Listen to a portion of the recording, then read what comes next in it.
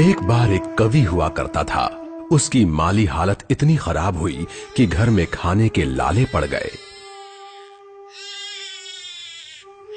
इसी कारण उसने महल में जाकर राजा से मदद मांगने का फैसला किया।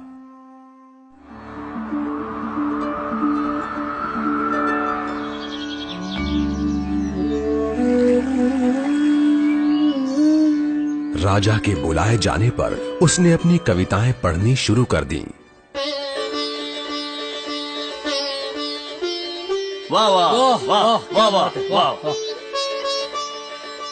राजा बहुत प्रसन्न हुआ और उसने कवि से अपना इनाम मांगने के लिए कहा।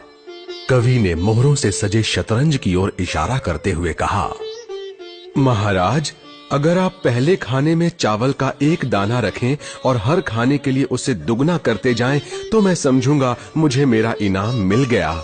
बस इतना ही? राजा ने पूछा। सिर्फ चावल का एक दाना और सोना नहीं? जी हाँ महाराज। तो फिर ऐसा ही हो।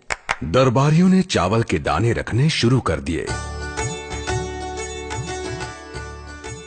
पहले खाने में 1, दूसरे में 2,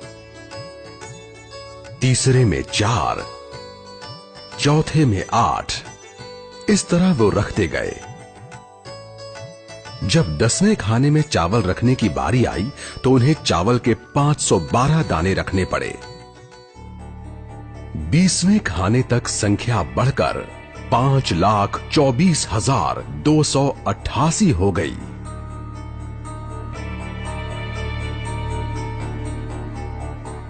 आधे हिस्से तक आते आते 32वें खाने में चावल के दानों की गिनती 214,74,83,648 हो गई। जल्द ही गिनती अरबों खरबों में बढ़ गई।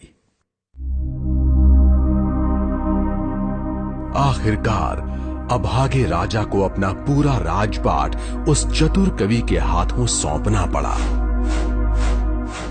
और इसकी शुरुआत चावल के सिर्फ एक दाने से हुई थी। कहानी की सीख, चक्रवृद्धि की ताकत को कम नहीं आंकना चाहिए।